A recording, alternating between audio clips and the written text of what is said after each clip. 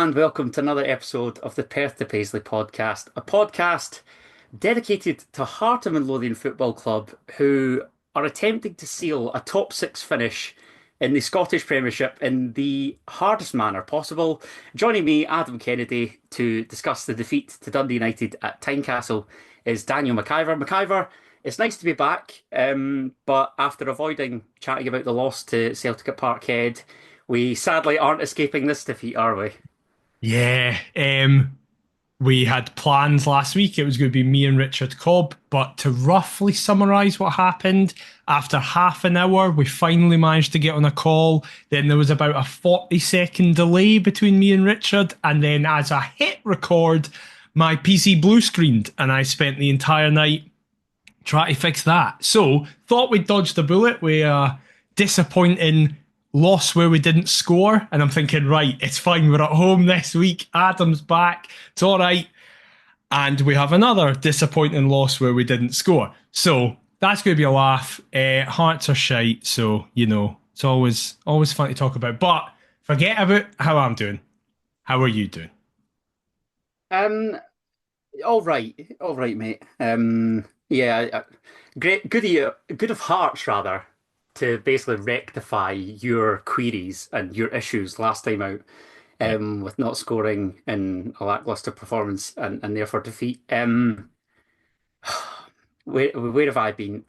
This could be an emotional episode, team, so Yep. we're going to give it a go.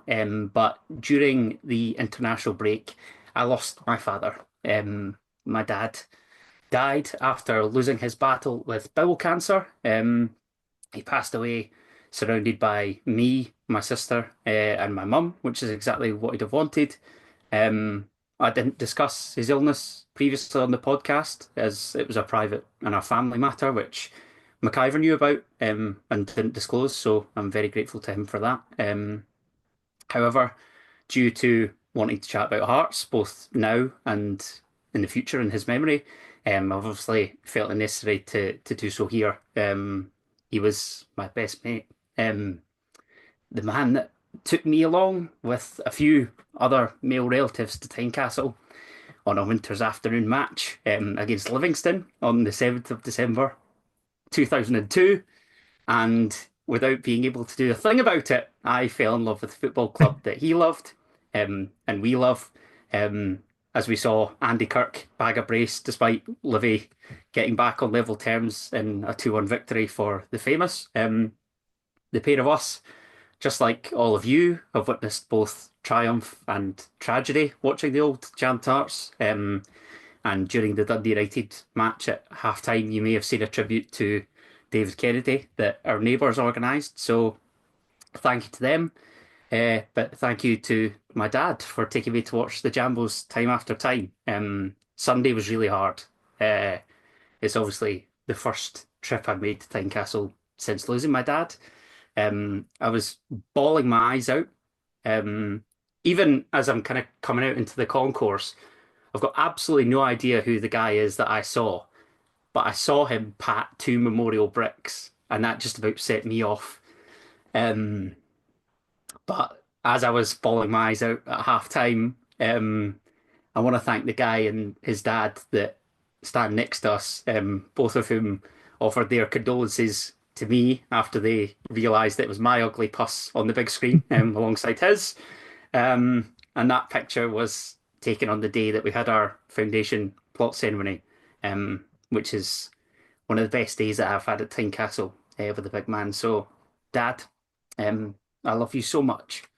And I know that you'll be watching Hearts from above from now on. And obviously, without him, there is no this. So, from my perspective, obviously, it's without him, there's no you going to a Hearts game. Without you going to a Hearts game, there's no you getting so annoyed at Hearts and getting so chuffed at Hearts that you go, right, football's what I want to do. And as a result, there is no, God, what is it now? 7 years? 8? Oh, God, time is dead to me. I have no idea what's happening. But there is no message from Laurie Dunsire going, hi, Daniel. I've got this random guy, and you and him are going to be paired together to do social media for the Hearts women's team. And then in a car from Ayrshire back to Edinburgh, a decision's made where it's like, I know what the world's missing. Daniel and Adam's incredible thoughts on Heart of Midlothian, and inexplicably, we're approaching 200 episodes, 250,000 listeners. We've seen Hearts get beaten cup final. We've still never seen us win in a cup final. That would be nice. If we could just set that up at the end of the season, I'd give anything for that to happen. It would be class. We've seen us get beat. We've seen us win in derbies most of the time. This season, we've seen us lose in derbies all the time. We've seen us go to Europe. We've seen us go to the Championship. We've seen us do everything. We've seen Danny Amankwa play for us, for the God's sake, man. Everything. And that is entirely down to your dad making the decision to take you to a game. So, from my perspective, obviously, I met him a couple of times, was very honoured to do so. And absolutely testament to him. And this podcast, hopefully, will continue ramblings that he would be, I was going to say proud of, but I think that's pushing it maybe a wee bit, because pride kind of denotes quality. And let's be honest, we've not had much of that, both on the park and on this podcast for a while. Yeah, that's a fair way of looking at it. Again, he was kind of the more rational of the two of us, me and him. That surprises absolutely nobody. So, is that just more anybody's rational compared to you? Probably, yes. Yeah. Before we chat about Hearts' latest defeat, God, do we need to do this bit this weekend? Me worrying about if we're going to finish in the top half of the table or not, and a potential basement battle looming. We're going to go around the grounds, as it was a big weekend of wins for kind of teams chasing Euro spots, teams looking to avoid basement battles at the foot of the Scottish Premiership table. No draws. No draws, and bizarrely, like, not a lot of fluctuation within the table, but because of groupings kind of winning together, if that makes sense. It was weird. We've just naturally been left behind, of course. So that's great. But first and foremost, Simon Murray bagged a brace as Dundee beat the Buddies in their attempts to move out of the relegation playoff place with a 2-0 victory over St Mirren at Dens. Goals from Fraser Murray and Joe Wright saw Kilmarnock beat Motherwell 2-0 at Rugby Park as they overtook Ross County in the league table with their win over the Well. And that was because the Staggies themselves lost by a sole goal to the Dons in Dingwall. Shayden Morris netting the winner for Aberdeen to leave the Highlands with all 3 points in a 1-0 victory. And the most annoying of all was Dylan Levitt and Martin Boyle ensuring that Hibernian's unbeaten run extends to 16 matches as they, just like everybody but Hearts, left Ibrox with a win at the weekend. However, that then opened the door up for us on the Sunday after perhaps the most shocking result of the entire six. St Johnstone snuck past Celtic 1-0 in Perth, courtesy of Daniels Palodis, as the Latvian centre-back ensures that Saints beat the Celts for the first time since May 2016. So with Motherwell and St Mirren both for once getting beat, Hearts' nearest rivals for a top half finish had left the door gaping wide for us to sneak into. But before we get into that, what did you make of the other 5 fixtures within Scotland's top tier, Mr. MacGyver? I don't even really blame Dylan Levitt or Martin Boyle. I blame Jack Butland, who is shit in every game he ever plays, except when he's facing a maroon and white team. Because what is he doing every single week, chucking shit in? And against Elton Kabangu, he's at full stretch tipping shit round the post. You know why that is, though, don't you? Yes, exactly. Because he and the old man were, or rather me and the old man were both on that angling for Kabangu. More on that later. Yeah, sorry, definitely. Once again. Will be. We're just gonna leave that from now on. That was his bet. It's certainly never going to be mine again. I watched that Levitt goal and was like, that's the same guy, is it? That's the same guy. Sound.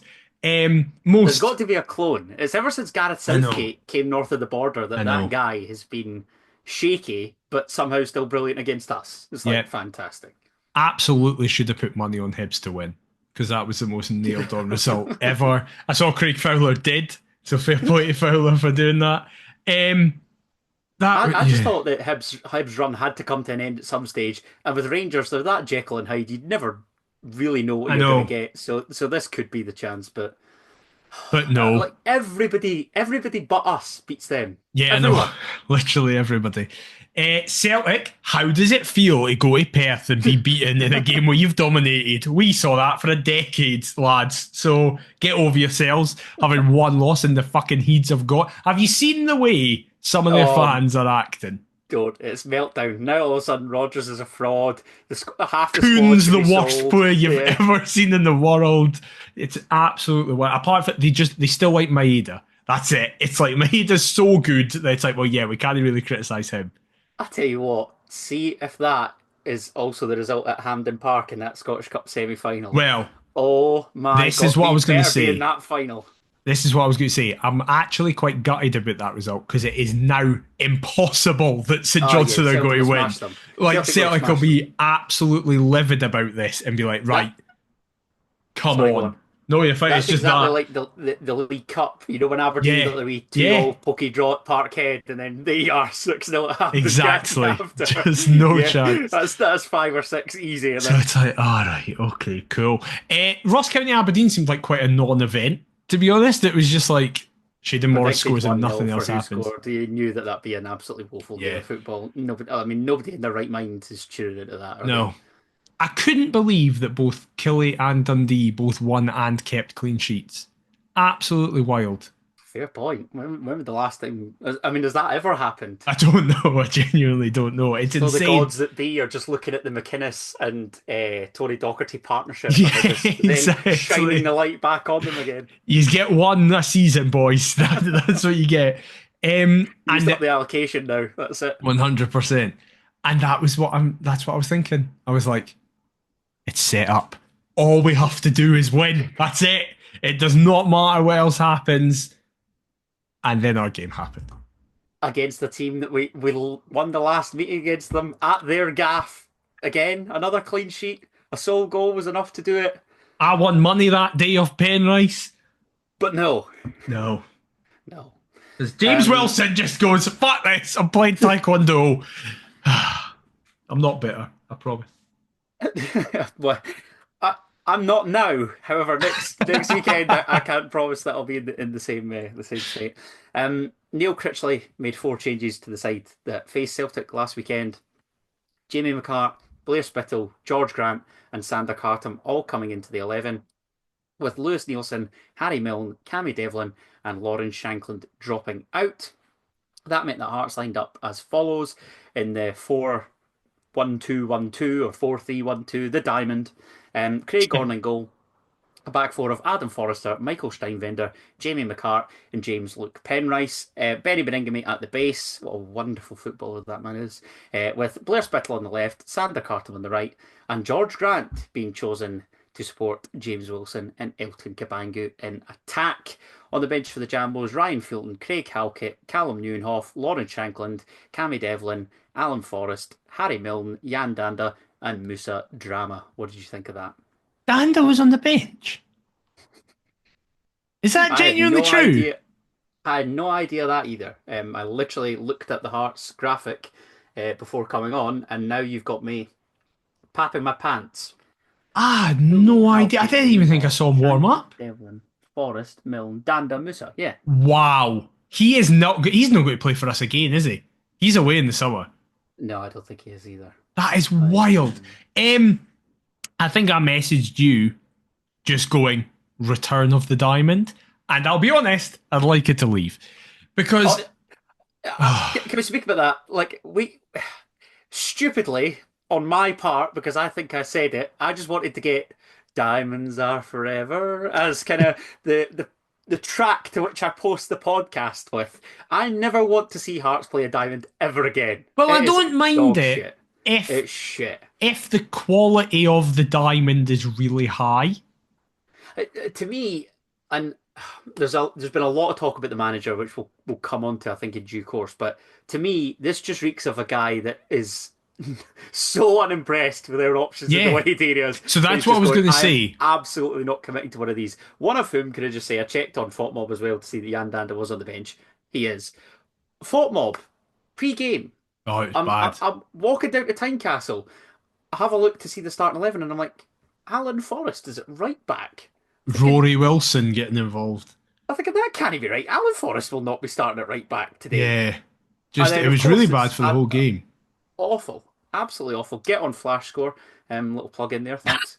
Carry on. That's the only reason you mentioned that. I respect that massively. Um, I, d- I don't like the diamond, but as you say, I understand why he's doing it because we have 800 central midfield players. And next to no decent wingers. Yeah, just So no decent wingers. We have no decent wingers. So I understand it, but I think it's making Spittle and Penrice worse because it doesn't allow yes, them that same type of just I thought the gung two on ho. either side. I know that that's a graveyard shift, but the two either side were terrible. Yeah, they were Naked. really poor. And George Grant is meant to be at the tip of it. How deep do you want to fucking Yeah, sit? that also really Oh surprises my me God. when Khartoum is playing and like clearly should be in the 10 if he's playing. Just exactly. You just go. Yeah, you just shoot really well all the time. So why aren't you doing that?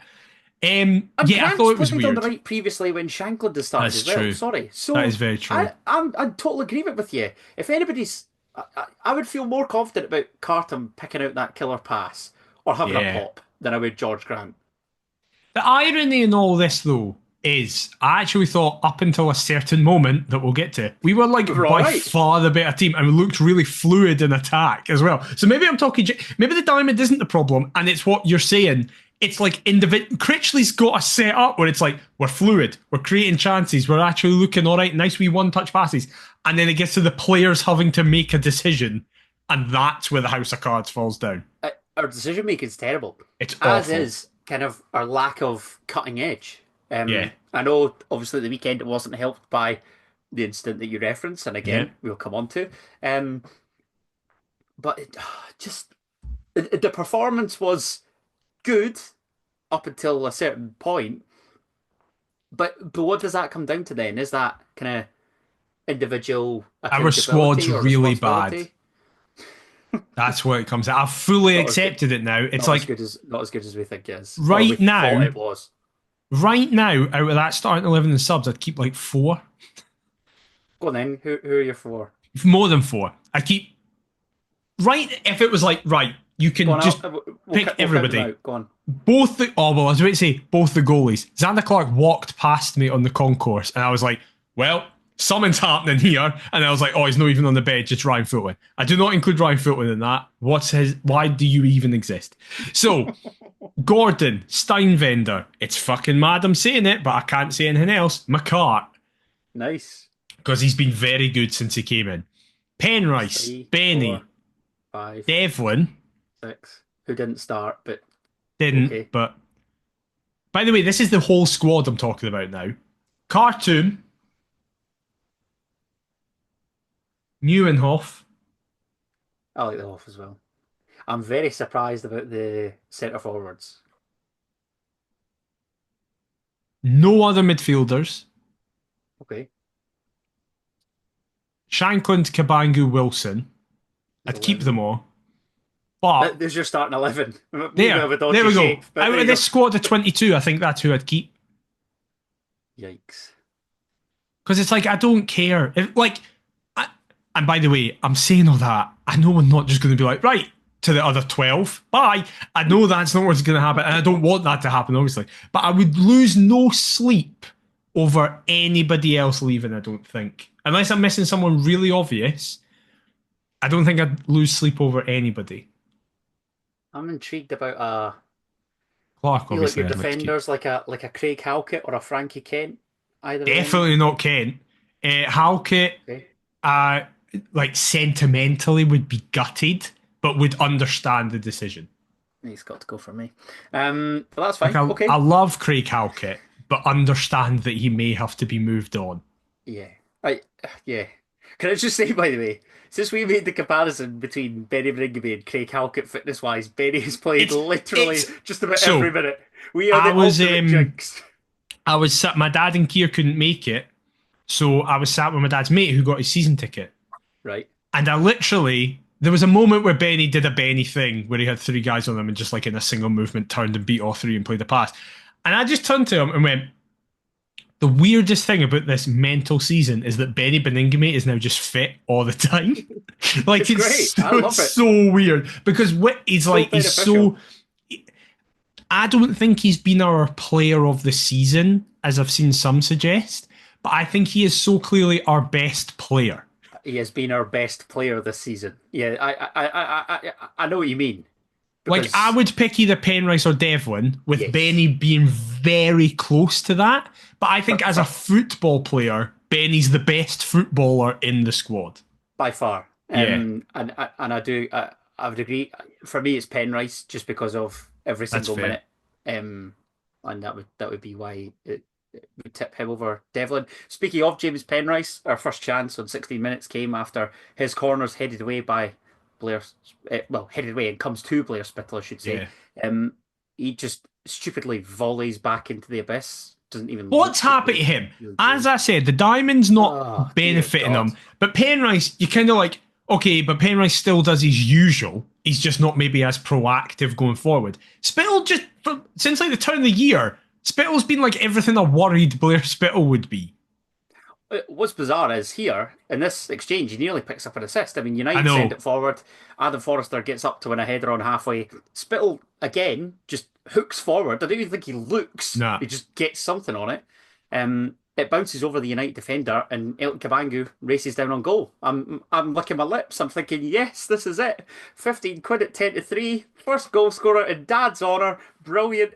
Here it is. Repay me. No, smashes towards the target, but Jack Bolton parries wide. Um, I only back that because that was his last Yeah, win that I totally. know of in the Ross County game. But did I jinx Elton Kabangu? Has somebody else jinxed Blair Spittle? What is happening here?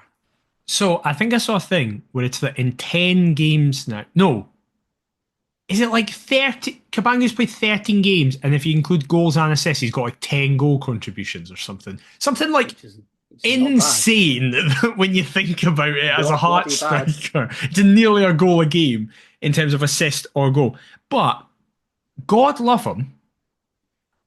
He needs to learn how to do something else than side foot a ball into a keeper's hands. Like every goal he scored has been side footed and like placed well. But if he doesn't place it well, or if the keeper gets it to it, there's very little power behind his shots. They're like places rather than His hits. technique actually isn't that great. Yeah, he just kind of is like, I'm going to be in the right position and make a space for myself. The only time he's not done that was probably his best goal, his second one against Dundee, where he just fucking rattles it. Leathered it. Yeah, it's like, Elton, do that more. Or do that sometimes. Don't just do it that one time and then be like, well, it's like a power up in a game. It's like, well, I had it for that one game. It was the Mario Kart star, mate. What else do you want me to do? I've just got the What mushrooms. was it on FIFA Street, the Gamebreaker? Yes, That was exactly. Cabangu's Gamebreaker. Exactly. Do you remember Pure Football that had Gerard on the cover of it? There was a game like No, was that, that and any you had good? like one. No, it was fucking awful. But it was like a FIFA Street clone, right? And it came out Right. like 2010. And it had once a game, one player at random could shoot from anywhere in the pitch and it would guarantee to go in. It was like, this is it. So you could have like John Terry or Gareth Barry standing somewhere in the opposition corner flag and it'll curve and go in. I think Kabangu thinks he's in that situation where everything else he's just got normal shots, but in that one against Dundee, he was like, oh, it doesn't matter. Elton, it's real life, mate. That's my tactical analysis of Elton Kabangu. Do you know who he reminds me of? And I Is really, it called pure football? I hate myself for saying this Oh because God! he's not similar behaviourally, Right? but he kind of reminds me of a rip-off version of Alfredo Morelos. In what sense? Just because I don't think his technique is actually that good, but he scores goals, and again, like I think instinctively he could finish, but it just I don't know. There's something that I can't quite nail down as to what the missing piece of Elton Kabangu is. I've just checked. Because Pure I think he's got football. physical attributes. I think he can shift. He's a big boy. I don't know. There's something about him that I can't quite put my finger on. Pure football Go on. came out in March 2010. Wikipedia says is an arcade-style football game in which players can select five-a-side teams from around the world with emphasis on technical moves. It currently has a 30% on Metacritic, and you can buy it for 1 pence on Amazon. So get that. Now I might buy that now and have it in the background here for the next episode, and just Photoshop Kabangu's Kabangu's face face. onto Gerrard. Right, we'll do that. We'll do that for next week. Because we fail to get into the top six, and that's the only positive we have. Just too busy pissed about with that game. Yeah. Just a minute later, Khartoum and Grantley Cup. Again, our Belgian brute kind of looks to get the better of United debutant Sam Cleal-Harding, but he shoots again pretty much straight at Jack Walton. And it's like every shot was straight at the keeper in this game. It was ridiculous. So annoying. It's funny you say that, McIver, because on 25 minutes, James Wilson has a left-footed drive at the edge of the area, straight down Jack Walton's throat. And then the closest that United came in that first half, on 33 minutes, Jamie McCart, who you have done a U-turn on, who you would keep, fouls Louis Moult a good 25, 30 yards away from goal. Ryan Strain, who has scored a few free kicks against Hearts previously, stands over the resulting set piece here, but flashes this one just wide of the mark. United were really poor. They were shit. I thought all told. I've not been impressed with Dundee United in either game, but what I will say is they find a way to win. Yeah, who gives a shit if they win? Like, that's who back-to-back cares? victories at Tynecastle for the first time, I think it's since February 2012 or something mad. Fair point to them. Listen. So I've got absolutely... And the difference in here is they've got somebody that can put the ball in the onion bag. Yeah. Whereas we ultimately don't or haven't. I know it's become... Genuinely, we're speaking about the length of this podcast. For pretty much the entire time of this podcast, it's become part of it how much I fancy Jim Goodwin. So, and listen, if that's this podcast legacy, I've made my peace with that. I'm all right with that. But outside his looks, I'm not going to praise his football too much. Oh, it's dire. What I will say is, it fucking evidently gets results, and that's the most important thing. Especially, never mind being the newly promoted team and getting a European spot. Yeah, it'd be a bloody good season for Dundee United. I mean, it is a good season for United. Yeah, it's a fantastic season regardless, but it could be like in any other season you'd be going, well, he's obviously manager of the year because he's taken the newly promoted side, but there's just like David Gray's manager of the year. Like, it's just ridiculous to suggest otherwise. That's a fair point. But this was the moment, that free kick, where I realised Alan Campbell plays for them. I had no idea he played for them. And I was like, who's that tiny wee guy? Oh my God, it's Campbell. When did he join them? And I didn't know that. I had no idea he was there. They don't have many footballers in that 11, do they, Dundee United? No. They feel like he's St Mirren team. I actually think it's quite emblematic of him as a player. Yeah, it is. They are all Jim Goodwin, basically. They're all dogs, genuine dogs. Aye. And it's like, as we say, I don't want any potential Dundee United fan listening to this going, they're not giving us credit and stuff like that. I think we were the better team for the majority of that game, but it means fuck all Zilch. if you don't win, and fair play to them for doing it. No, exactly. The minute, or rather, the moment that the game changes is on 37 minutes. A poor pass from Benny Beningame, you will not catch me saying that phrase very often, is intercepted by Ross Docherty, who is just... His record when he's featured for United this season in comparison to when he's not is ridiculous. Yeah. It genuinely is such a game changer for them to have the skipper fit. He finds Lucas Stevenson in the middle of the park, and the Liverpool loanee is clattered into by James Wilson, who is shown a straight red card by Nick Walsh, and the Jambos are reduced to 10 men. McIver, at the time, and up in the stand, I was gobsmacked, appalled, genuinely baffled. Um, I think most people's annoyance is the fact that Lucas Stevenson is holding a different leg to the one that Wilson is adjudged to have put his studs into when he's rolling about on the ground. Um, but we can't really have any complaints with the decision, can we? Or the outcome of the decision. Yeah, I'll be, and again, this plays into the fucking meme of me being like really objective and practical. As it happened, I went, I think that's bad. I thought it was bad as it happened. I wasn't sure though, because you obviously see tackles 100 times a game, and you think you make a flash decision in your head, and then you watch it back and go, "Oh, I was totally spot on and miles off." But as it happened, and as he got sent off, I was like, "Right, I don't know if it's right, but I thought it looked a bit bad." And my big thing, whenever you look at players when they get sent off, is how do they react? And Wilson immediately went ahead down the tunnel, and I was like, well, that's a bad sign. Like, Yeah. that points in one direction. He's not arguing it at all. Like, CG runs 50 yards to argue it, and yet the guy doing it is like, CG, just dead bother wasting your energy, mate. It's all right. Challenge, Gordon. Yeah, exactly.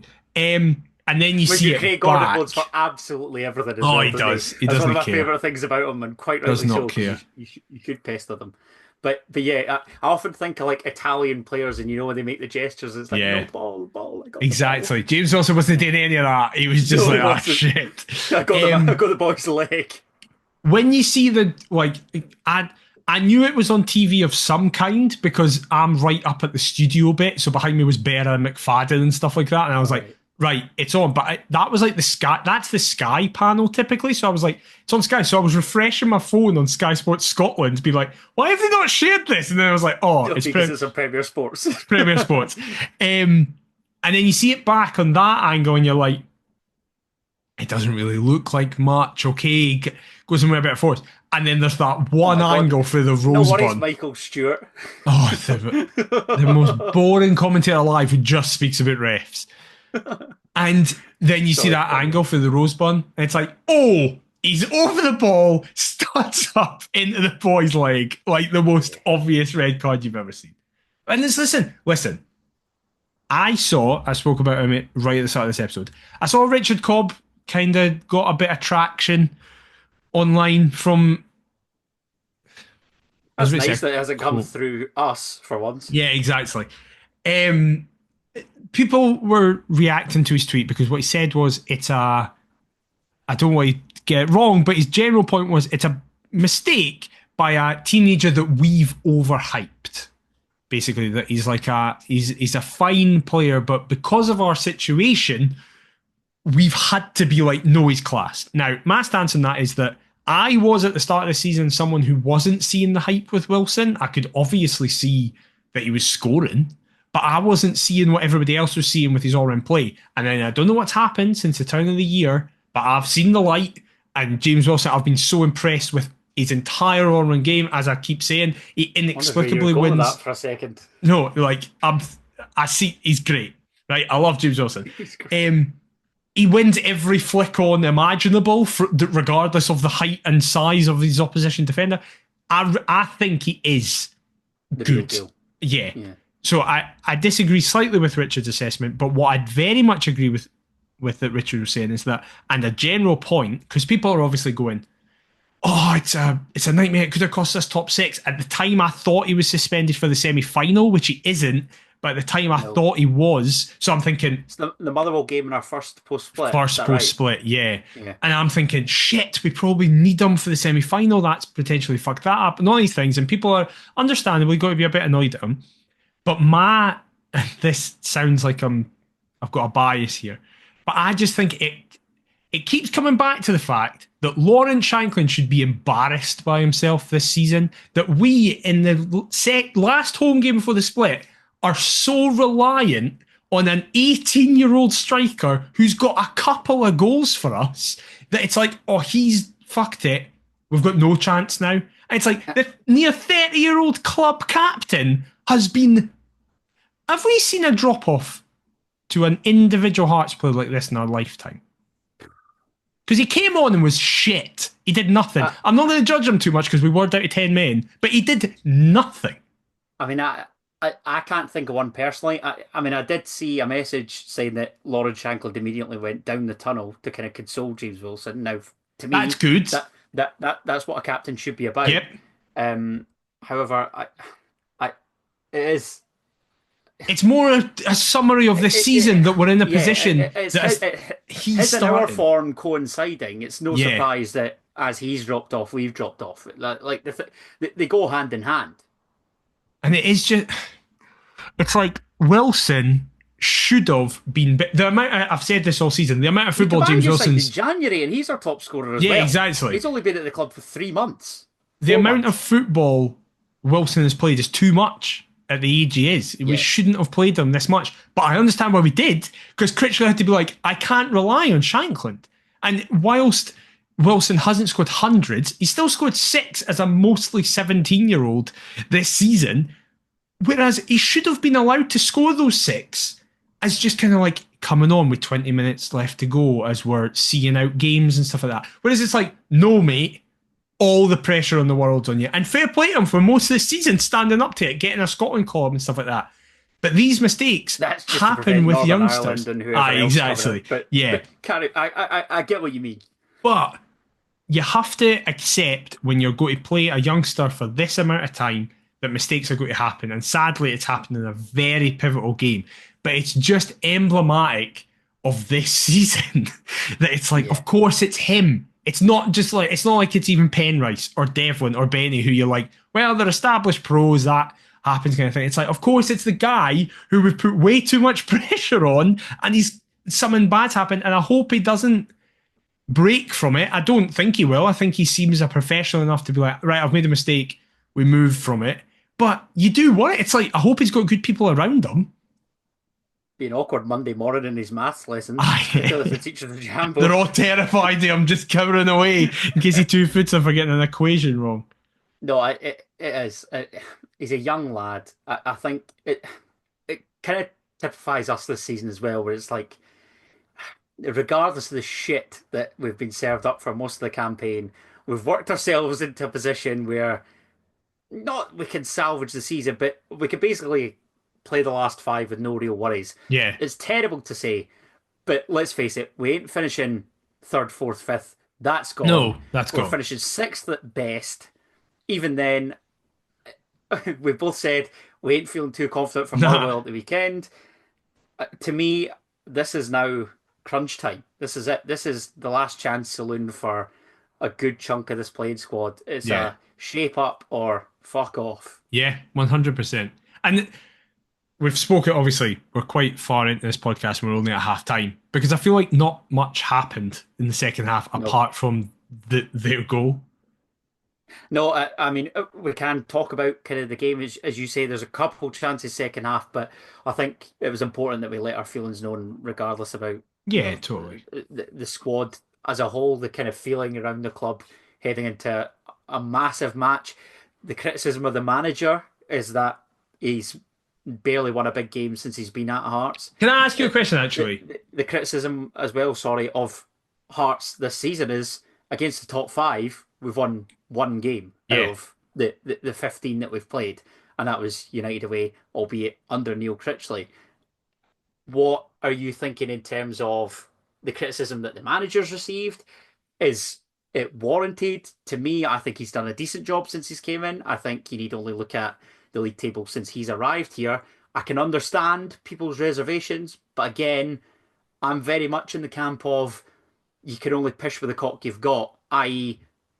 this squad isn't a Neil Critchley squad. He'll put his stamp on that in the summer, and to me, you're talking at least January or maybe a bit beforehand, depending on how disastrous it would be, before I'd even think about yielding the axe.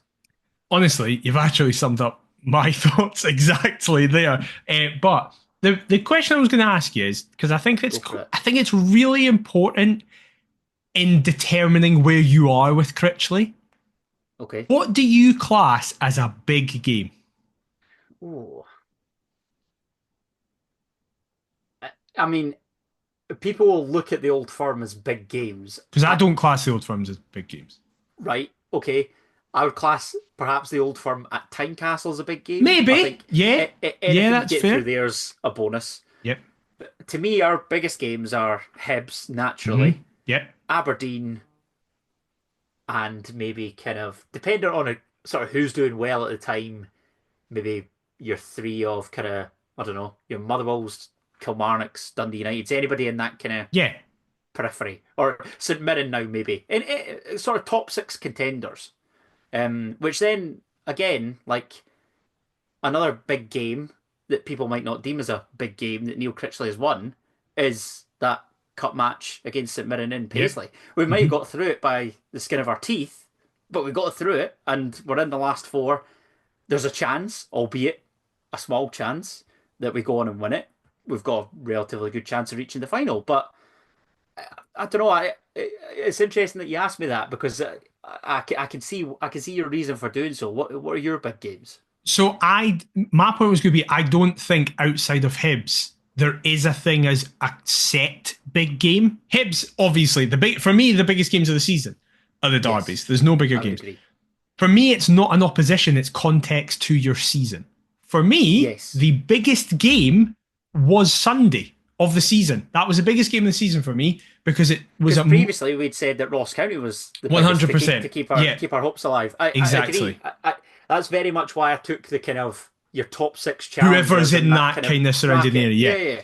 The reason I would say I don't class the Old Firm as big games is because for me, a big game is when you are going into it knowing, right, we're pretty evenly matched here and it's going to decide a season. So Hibs were almost identical in terms of size, financial power, location, obviously is where we are. And then a derby on top of that is where that's contained. We could one could be in the stratosphere, one could be in the lowland league, and you're like, it's still a big game because it's a derby. That's the thing. Everything else, the reason I don't classify the Old Firm as a big game, I obviously understand that literally it is because you're playing the two biggest sides in the country, and we're one of the, if you want to say we're the third biggest club / we're in the debate for third biggest club. It's obvious. It's like when Man City play Liverpool. It's a big game. But what I mean is that I go, yeah, but compared to them, the chances of us getting a result is so minute. So, additionally, it often doesn't define our season, the results against the Old Firm. No, I don't think it defines anybody's in Scotland. Par one another. Par each other. Yeah, exactly. Yeah. So, the stuff about, like, Critchley hasn't won a big game, I would say when he beat Ross County within the context of if they had beaten us, they would go into the top six with 2 games left. I would say that's a big game for me. Yeah. And to so comfortably win that game, I would say it's a big game. On the flip side, I would also say as a negative, Petrol Cup was a big game in terms of what it meant to the club. Not the opposition, but what it meant was really big. So would our win at Tannadice in the kind of 15 of the current top 5, Celtic, Rangers, Hibs, Aberdeen and United, would that be considered a big game for you or not? Yeah, definitely. Definitely, because at that time as well... Because at the time, we weren't close to United. Not at all. Really. Not at all. It meant so much. Like, but it's only now that it's become a big game because of how things have things have since developed. Look at the 2 Aberdeen results that we've had in the last 2. One of them, we literally could have won it in the last second with a penalty kick. And that and my point here is just, I don't want to keep going on about it. My point is, I don't think it's as black and white as Critchley has won X big games, because to everybody, a big game means something different. That does not mean I'm taking away or ignoring the criticism of him in so-called big games, because I'm not, like, there's no way I could do that. Like, objectively, you look at the stats and go, this is the context of it. And I'll not be funny, the reason we are where we are is because against the top 5, we haven't been good enough. Yeah, exactly. That's just fact. But it's exactly, again, why I said you summed up my thoughts perfectly. He can only, I would also say, big games were his first 8 when we come in, and the club hadn't won a league. He'd picked up 1 point out of a first 11 games or something, or 3 points out of first 11 games. I wholeheartedly agree with that. Particularly when the appointment wasn't met with the fanfare in which he was 100%. wanted. Yep. Like it was very much a case of, oh well, we've missed out on other foreign targets, so we're Yep. just going to give I it would to say the the people who were run, sacked by Blackpool and QPR. the run after we bottled that 2-goal advantage to Ross County were all very big Big games, including that win considering. at Tannadice Yep, exactly.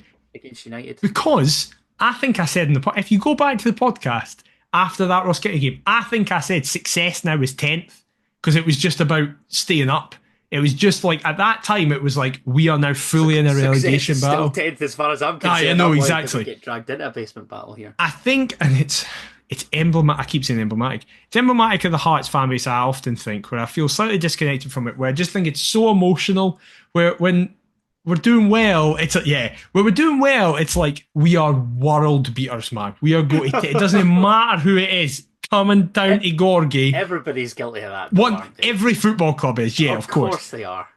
But likewise, when we're getting beat by Dundee United, I understand criticism's going to come. The manager's way, the player's way. My stance on it is twofold. One, I think the criticism towards the manager is too far towards the manager and not enough on the playing squad. Yes, I would agree with that. And secondly, I think it ignores context of what Critchley has done. Prior to that game, we'd won 10 of his last 15. And it's like, yeah, I don't like the argument of when he wins, but we should be beating these teams anyway. And when he loses, but he's lost. So it's like, but surely in games against Celtic, Rangers, we should be, by your logic of Hearts should be beating so-and-so, Rangers and Celtic should be beating so-and-so. Yeah, to me, he needs a pre-season. Yep. He needs players of his own. Yep. If they are his own, or if Jamestown's identifying them. Yeah, whatever. He needs an overhaul of the squad. An overhaul. There's time's up for a lot of this squad. Yep. I put it this way: our release list in the summer is going to hit like crack, provided that nobody is offered a new deal. Because some of them I'm just done with, completely done with. Absolutely. Back to the game. Only really 2 chances in the second half, and United take the lead through basically their only opportunity. It's not even really an opportunity. No. I just think it's a moment of brilliance. Since he arrived, I've spoken about how much I love Steinvender. I think he's been class. I have no idea what he's doing here. Ryan Strain smashes a ball up the park, looking to steer United away from pressure, and it's flicked on by substitute David Babinski. Jamie McCart recycles possession as he finds Adam Forrester, who sends a back pass to Michael Steinvender that he just smashes into Lucas Stevenson. He finds another United alteration, Glenn Middleton, who advances down the right-hand side, cuts inside, curls a left-footed cross, which Sam Dalby stoops to meet, and the Wrexham loanee just loops his header into the far corner. A great header, good goal, and ultimately United make the most of a rare opportunity. Heart of Midlothian 0, Dundee United 1. And at that moment I went, that's it. This game is finishing 1-0. I just knew. I was like, there's no way we're going to score here. Absolutely no chance we're going to get into it. And this is what I mean about the Critchley discussion. I maybe disagree with the shape. I maybe disagree with subs. But I understand if he's thinking, I've set these up, you're creating opportunities, you're not taking them, and then we go down to 10 men that's completely out of his control. I do understand that he must be just... Because that is the angriest I've ever seen him at a game. Because I just spent the last 25 minutes watching him and what he was doing. So I was just like, I don't care about this. I just could tell. I was like, I know what's happening. I know we're not winning this. And I've not seen him that visibly furious at what we were doing before. I've seen him frustrated and like telling players to do stuff. But for the last 10 minutes, he was just shouting and like throwing up his arms in exasperation. I also think part of that was perhaps due to the officials' performance, but we're not going to. Nick Walsh was so bad. The red card's spot on, but Nick my Walsh most hated referee. I think we're going to easily next season. We're going to do a league table, and we're going to go through the hatred of referees. That's fine. Nick Walsh would retain the title for me easily. He doesn't let games flow at all. No, like every wee thing. Desperate to get the annoying. Cards out. Yeah. No, he's a total prick. But in saying that, McIver, we only really had one other half chance Yeah. really as we tried to get back into the game. The 10 men trying to respond as Adam Forrester starts and finishes the move, looking to perhaps make amends for that poor pass from which United score. I'm interested to hear you say that it's perhaps more on Steinwender than it Just is he just doesn't Forrester need to because you freak love. out. I think you're Michael Steinwender's biggest I think I stan am. and fan. Yeah. I just think he needlessly panics. Like, it's not the best ball, but it's like, you've got time. Like, The don't worry. Zaliukas comparison is I know. scary. Which is what is that part of the reason I love him. Yeah, Right? you could totally see it though. Yeah. But yeah, just Cammy, come on. go on. Cammy Devlin off the bench. The aforementioned Michael Steinwender and Lauren Shankland, they're all involved. Eventually, it's Devlin that crosses for Cabangu. He slips it back to Adam Forrester on the slide, but Walton is there to meet the fullback's attempted effort. And that was all that she wrote. Dundee United claiming back-to-back wins at Tynecastle, sandwiched by a win at Tannadice in the other meeting. Just no home team wants to win. No, exactly. Aye, and I just obviously transition straight away into the comes to the weekend. That means that Hearts must go to Motherwell and win pretty much. Otherwise, we leave the door open for. Yeah, it was going to say we could draw, but we need Ross Cowie. Come on, Don Cowie! Come on! Come on, Don the Don. We need St Mirren to not beat Ross County and Paisley to steal that final place in the first. Because we can still get beat, we can get beat and get into the top 6.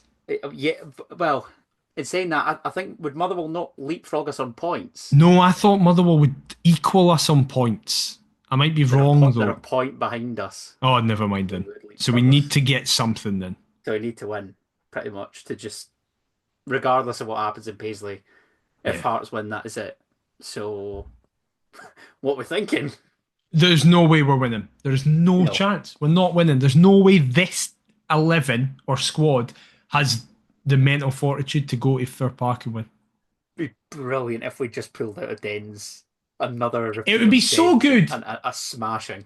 Because we're always shite after the split anyway, so it would just be a laugh to be in 6 and just like get beat every week. Split record's awful. And then, like, absolutely awful. The way this league table's going, 7th, 8th, 9th, and maybe 10th would all have more points than us in 6, and we just sat waving, being like, hi, who gives a shit? Get through the glass ceiling. Exactly.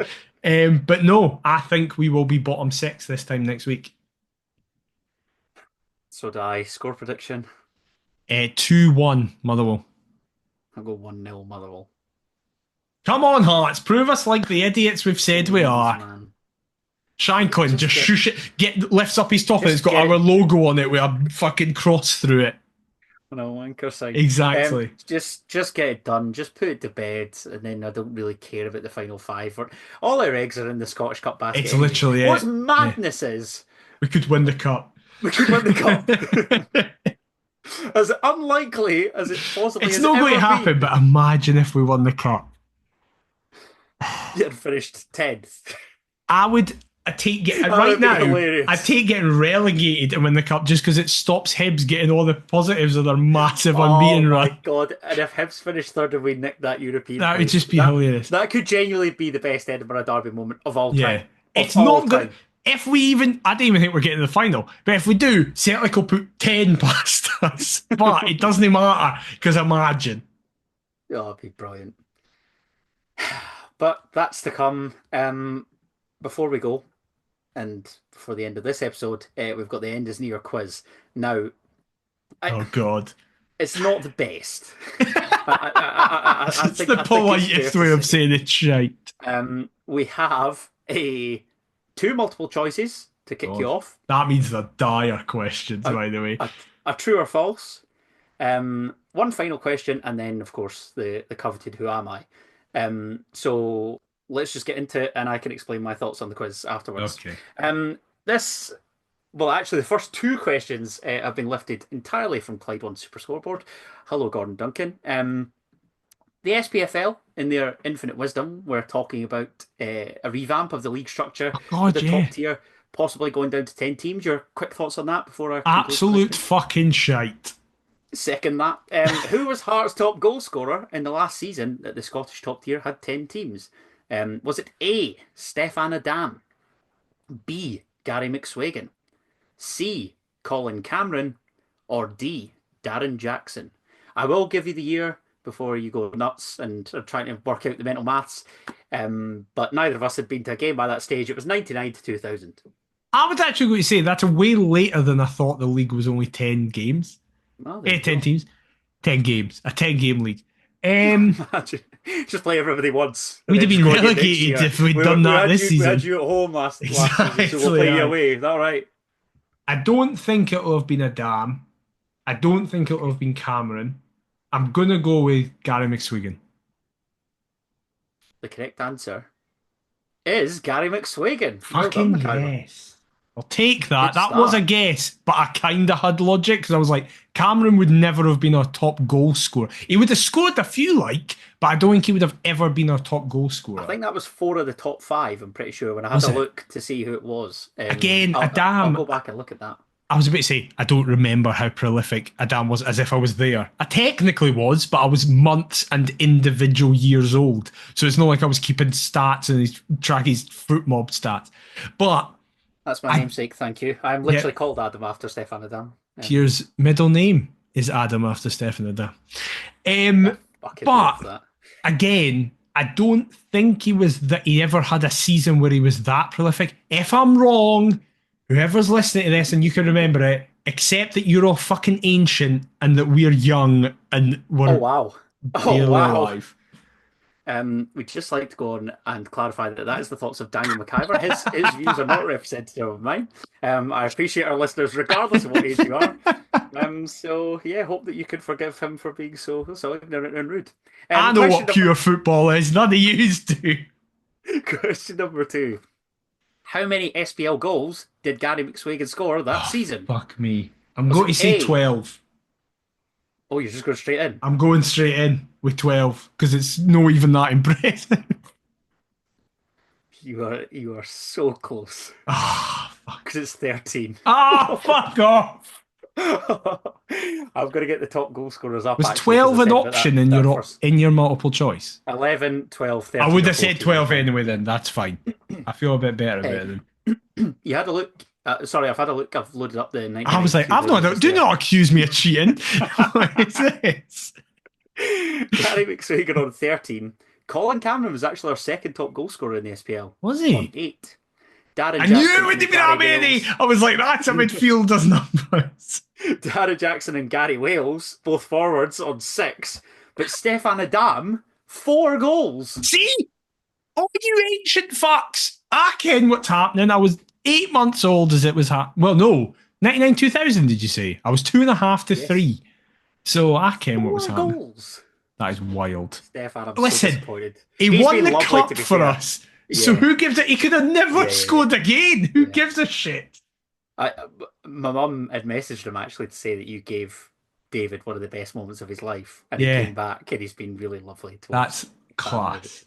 That is what a guy. Class act. So I'm never having a bad word said about Stefan Adam, even though I just slated you for only scoring 4 league goals. And your tracky top from the 98 final is in my bedroom, signed by the main man himself. I'm never parting with that in a million years. Yeah, that's my best bit of Hearts memorabilia. Feel free to leave yours down below or hit us up on Twitter. Yeah, that would be cool, actually. In fact, what's yours, McIver, besides that gnome? Probably that, if you're watching, there's Dave Mackay National Portrait Gallery that's signed by the artist Marky Jansen. Like it. That's no bad. I've got... Actually, we didn't do this before. I maybe should have warned you about this beforehand, but it's fine. I thought of something that Stefan Adam linked.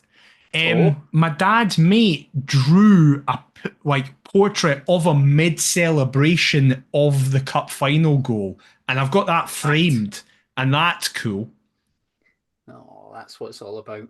Yeah, brilliant. Well, let us know, listeners, what is your best bit of Hearts memorabilia? I've also got a US Perry kitchen top, courtesy of you. Or perhaps your wildest, weirdest, or wackiest, such as a Perry kitchen top and a Hearts gnome. Courtesy of my dad's cousin and McIver's Hearts gnome. Yeah. There you go. Exactly. True or or false? Garden Nomis, as a reminder of his name. True or false, your third question. Dundee United have picked up just 3 fewer Scottish Premiership points on the road than Rangers this season. I'm going to say true because it's funny. It's even funnier than your answer. It's Oh, wow. false. They've picked up 2 fewer points. That's amazing. That's great. 26 to the Gers 28. They're the only team in the league that have more points away from home than they do at home this season. It's absolutely right. Yeah, because as has been reflected in our results. I was going to say most of them are for us. That was the first time they've like ever lost 5 on the bounce at home in their history, or like it's the first time since their first couple of years or something. Like, no, that's right. I think it is the so first about 2013 kind of time, roughly. Well, that defeat to Hibs. Let's not give them any credit. Let's swiftly move on. Question number 4. That was a good joke about how they died, and you just completely fucking bypassed it as well. Sorry. That's fine. Just keep kicking me when I'm down. Accuse me of cheating in the quiz. Don't even react to this. Don't stand by my views of ancient Rangers listeners. Or the Rangers 2012. Yeah, true. Yes, sorry. Question number 4. Right, here we go. Travel to Fir Park to play Motherwell with their top 6 spot hanging in the balance. But can you name the 6 ex-Jambos that are currently on the Wells books? No, I think I could name... Yes, you can. If you I think think about I can it, you name can. 3. Andy Halliday, Sam Nicholson, Ross Callaghan. It's 3. I don't think I can get another 3 because I didn't think there was more than 3. There's 2 that came through our youth system. Oh, fuck off. Anthony McDonald isn't there. No, he's not. I genuinely thought there was just 3. Do you want a couple of clues? Because you like. Sure. Obviously, I've been quite nasty in the Go quiz. for it. Anyway, you've got a centre half, a midfielder, and a forward. A forward? Yes, who evaded me as the because I consulted with Scott, aka Heartstat. Is Tony Watt still there? Yes. Yes. And he was the one that escaped me when I messaged Scott about it on Twitter. I got the first 5, but I didn't think about Tony Watt. Centre half. Elude me. Yeah. Centre half and midfield. I can't even think of anybody. Both of whom signed for Motherwell from other Scottish Premiership clubs. Who is a centre half? I can't even think of a single centre half who plays for Motherwell. Never mind who played for us. Right, I'm not getting that in. Midfielder. Do you want a clue? Do you want a clue about the centre half? Sure. It's St Johnstone. It's Jamie McCart.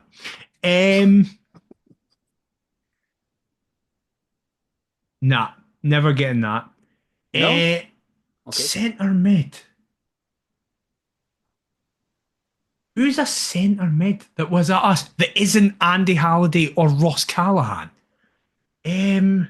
From the same country as my missus. Dario Zanata isn't he there, is he? No, Marcus Godinho? Who's Canadian? It's certainly not Kevin McKenna either. I was going to say, do not even insult the legacy of that man. He'd still be better than every one of their players. Who's a Canadian that's been at us and is at Motherwell still playing that isn't Zanata or Godinho? I thought we only ever had 3 Canadians, including McKenna. Right, I'm not getting them. Who are they? Liam Gordon is the centre half. Liam Gordon plays for Motherwell. Yeah, former Hearts youth. And the other actually didn't make a senior appearance for us, but again, former Hearts youth. Relax. Harry Payton. Right. I didn't know Liam Gordon came through our youth system. Okay. I didn't know Harry Payton came through our youth system. That's pretty self-explanatory as to why you didn't get them. Yeah, so that... Fine. But also, Harry Payton's Canadian. Yes. I've literally just shut his Wikipedia down as I've gone on. I think he's going to be from Saskatoon. You think he's going to be from where? Saskatoon. Is that in Canada? Saskatoon. I think Saskatoon's in Canada, or it's Tennessee. He's from the same province as my girlfriend, Ontario. He's from Perry Kitchener. Brilliant. Saskatoon is in Canada because it's in Saskatchewan. I knew that from The Simpsons. So, Fuck you, Harry Payton. go. I at least know where you're from. Never mind that Get you an played for education and us. watch The Simpsons. Yeah, exactly. It's just been renewed for 4 more seasons, inexplicably. So we're going to have more stats. There's your learning lesson, kids. That's what to take away from this podcast. Never Exactly. mind anything else. 100%. So that leads us up to the Who Am I? Are you ready, Daniel McIver? Think so. I'm a son of a British father and African mother, and my cousin also played football in Edinburgh. I broke through the Hearts youth system and made my debut as a talented teenager. I went on to make my European debut for HMFC in the same month as I made my SPL debut, and missed a semi-final that the Jambos reached through injury in my first season as a footballer. The following season, I scored in an Edinburgh derby, which became something of a habit during my time in the capital, with Ross County the only team I scored more against for the men in maroon. Yeah, it does make sense. I left the club as their Young Player of the Year and have spent the rest of my career in Britain, but with just 2 different clubs. Who am I? I have absolutely no clue. Like, I don't even have a vague guess. Because, I like, still think you're gonna get it though. somebody who scored a lot against Hibs, I was like, Nadi, but he didn't come through the academy. And he's played for every team under the sun that scored against Hibs as well. Regardless of how pish you are as a centre forward for Hearts, he's scored against Hibs. Nah, he scored I against love Hibs. that. I need to narrow this down in some way. This is what worries me. Between what seasons did he play for Hearts? Oh no, that's not a good question for me. 2012 to 2017, it says on his Wikipedia. What? Came through the youth, won Young Player of the Year, has left and only been at 2 clubs. There's no point in me asking the clubs. No? I don't think so. Wow. Could you say in it he was a forward?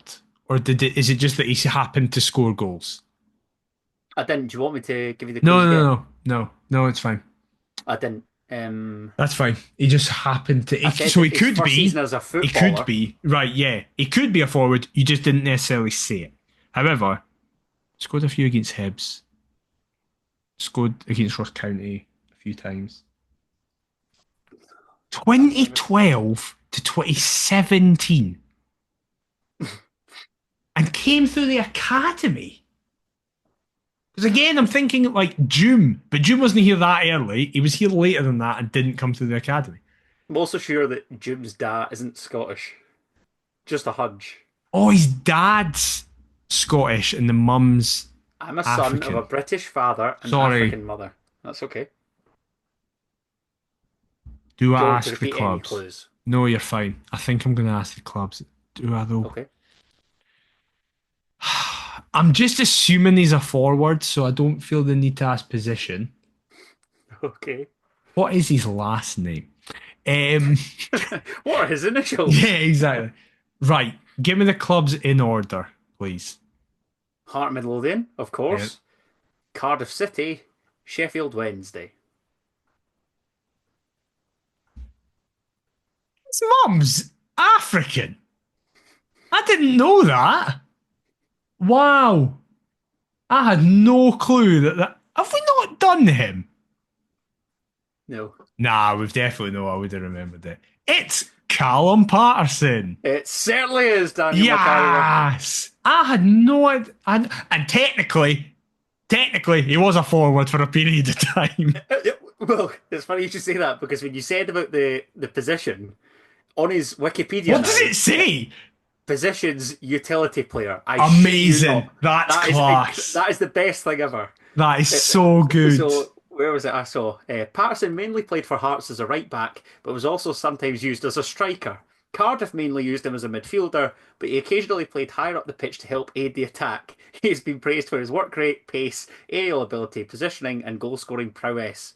He is also known for his array of goal celebrations. That could be the greatest paragraph on anybody's Wikipedia Listen, ever.